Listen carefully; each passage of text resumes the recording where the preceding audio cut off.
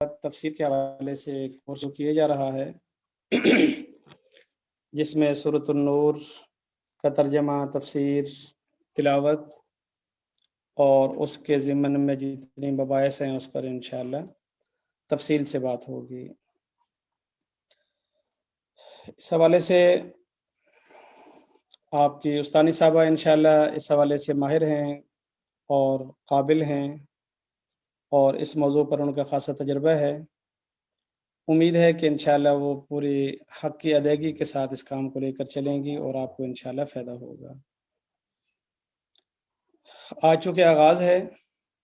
تو اس تناظر میں بنیادی طور پر ہم 3 باتیں آپ سے عرض کرتے ہیں اور امید ہے انشاءاللہ اس کا فائدہ ہوگا۔ سب سے پہلی بات یہ ہے کہ تفسیر کیا ہے، اور اس کے بعد ہم اس پر بات کریں گے کہ تفسیر کیوں ضروری ہے، اور اس کے بعد تھوڑی سی ہم روشنی ڈالیں گے کہ اس صورت کے اندر کیا آ رہا ہے جس کو ہم نے پڑھنا ہے۔ تو اگر ہم پوری تفسیر پڑھنے جا رہے ہوتے اس میں یہ بہتر ہوتا ہے کہ ہم تفسیر کو لغوی معنی، اصطلاحی معنی اور پوری تفصیل کے ساتھ، شرائط کے ساتھ، مفسر کی شرائط وغیرہ وغیرہ کو جانیں، سمجھیں اور اس کے بعد آگے کام کو بڑھائیں۔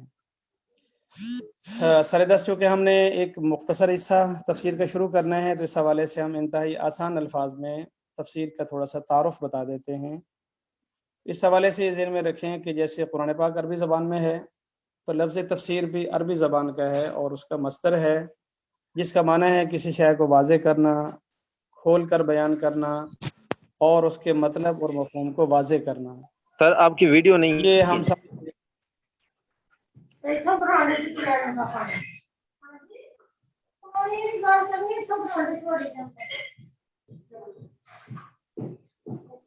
سر آپ کا کیمرہ آف ہے۔ اور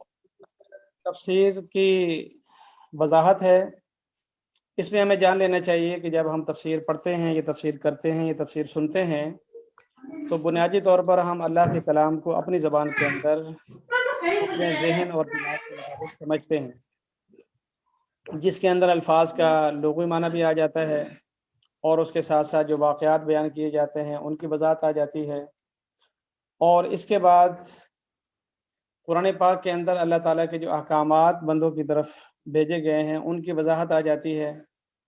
اور اسی طریقے سے کچھ باریک اور فنی مباحث ہیں جو اہل علم باریکی کے ساتھ ان کو جانتے ہیں۔ مثال کے طور پر قرآن پاک کے اندر کچھ محل وقوع ہیں چیزوں کے، تو جو بڑے علماء کرام ہیں وہ اس کی تحقیق اور تفصیل میں جاتے ہیں کہ یہ مقام کہاں ہے، علاقہ کون سا تھا، آج یہ جگہ یہ علاقہ کس نام سے موسوم ہے، اور اسی طریقے سے بعض مقامات پر 2 باتوں کے اندر آپس میں تضاد آ رہا ہوتا ہے یا دونوں آپس میں ٹکرا رہی ہوتی ہیں، تو اس تناظر میں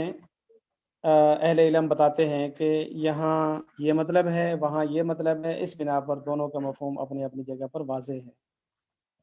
تو خلاصہ یہ ہوا کہ تفسیر کا لغوی معنی ہوا سمجھانا، واضح کرنا، کھول کر بیان کرنا، اور اصطلاحی طور پر ہم یہ سمجھ سکتے ہیں کہ قرآن پاک کے الفاظ کے معنی کو جاننا،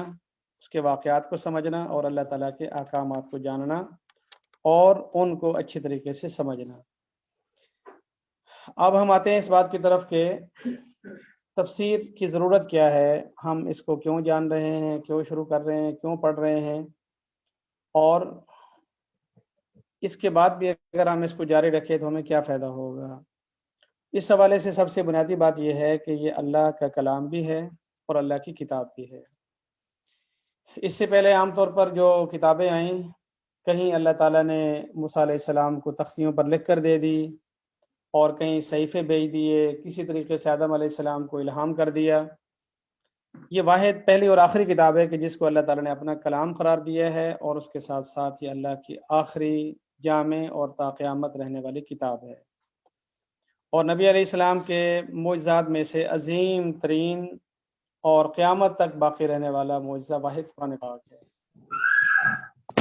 اور اس میں دنیا نے اس پر تجربہ کیا ہے اور ہر لحاظ سے اس قرآن پاک کو صادق اور صحیح اور سچ ہمارے لیے یہ سعادت کی بات ہے کہ اللہ تعالیٰ نے ہمیں اس قرآن پاک کا مخاطب بنایا اور اس امت میں ہمیں شامل کر کے اس لائق بنایا کہ ہم وہ لوگ ہیں جن کے لیے قرآن پاک اترا ہے. ہمارے نبی پر قرآن پاک آیا، لیکن کس کے لیے آیا ہے؟ ہمارے لیے آیا. تو یہ ہماری سعادت ہے کہ اللہ تعالیٰ نے ہمیں ان لوگوں میں شامل کیا ہے جن کے لیے قرآن پاک آیا ہے. اسی طرح جس میں اللہ تعالیٰ فرماتے ہیں یا ایھا الناس، اے لوگو اے لوگو اے لوگو، تو وہ لوگ ہم ہیں جن کو اللہ تعالیٰ خطاب فرماتا ہے. تو ہمارے لیے بذات خود یہ خوش نصیبی ہے کہ ہم سے کوئی اتنی عظیم ذات جو ہے وہ ہم کلام ہوتی ہے. اس کے بعد پھر اللہ تعالیٰ فرماتے ہیں یا ایھا الذین آمنوا، اے وہ لوگ جو ایمان لائے ہو، اے وہ لوگ جو ایمان لائے ہو. تو وہ بھی اللہ کے فضل سے ہم ہی اللہ کے مخاطب ہیں جنہیں اللہ تعالیٰ نے خطاب فرمایا ہے کہ اے ایمان والو، میں یہ چاہتا ہوں، میں وہ چاہتا ہوں، میں یہ کہتا ہوں اور میں وہ کہتا ہوں. لہٰذا صرف اتنی بات کہ اللہ کا کلام اور ہم سے اللہ کا خطاب ہے، یہی اس بات کا تقاضا کرتا ہے کہ ہم کافی تھا کہ چونکہ اللہ کا کلام ہے اور ہمارے لیے ہے، مجھ سے اللہ کا خطاب ہے، لہٰذا مجھے پتہ تو ہو کہ اللہ تعالیٰ نے مجھ سے کیا فرمایا ہے، میرے لیے کیا پیغام بھیجا ہے، اللہ تعالیٰ نے مجھ سے کیا کہنا چاہا ہے. یہ ایک بات ہے. اب جس شخص نے زندگی بھر کبھی سورۃ فاتحہ کا ترجمہ نہیں جانا، سورۃ اخلاص کا ترجمہ نہیں جانا، سورۃ رحمان کا ترجمہ نہیں جانا، سورۃ یاسین کا ترجمہ نہیں جانا، سورۃ الضحیٰ کا ترجمہ نہیں سمجھا، سورۃ الشمس کو نہیں سمجھا، تو وہ مر جائے گا، دل دماغ اپنا خالی خراب لے کے چلا جائے گا، لیکن زندگی بھر اس کو بالکل نہیں پتہ ہوگا کہ اللہ تعالیٰ نے مجھ سے فرمایا تھا. دوسری طرف ہم اپنے نبی علیہ السلام سے سچی پکی اور دل سے محبت کرتے ہیں اور یہ کلام ان کا ہے اور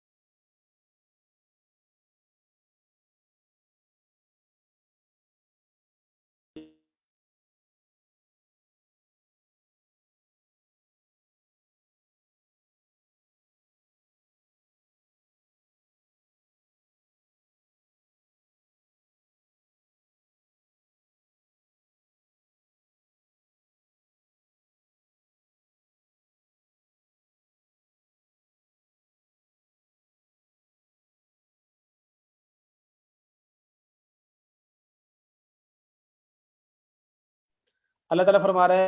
ہے کہ یہ عظیم شان کتاب ایسی ہے جس کی کسی بات میں کوئی شک نہیں، اور یہ لوگوں کے لیے دے کے بھیج رہا ہوں. اب یہ کتاب ہدایت ہے اور سراپا ہدایت ہے. اس کے اندر کوئی لفظ، کوئی حرف، کوئی زاویہ، کوئی گوشہ، کوئی نقطہ، کوئی زیر زبر پیش شد مد جزم ایسی نہیں ہے کہ جو ہماری ہدایت کا ذریعہ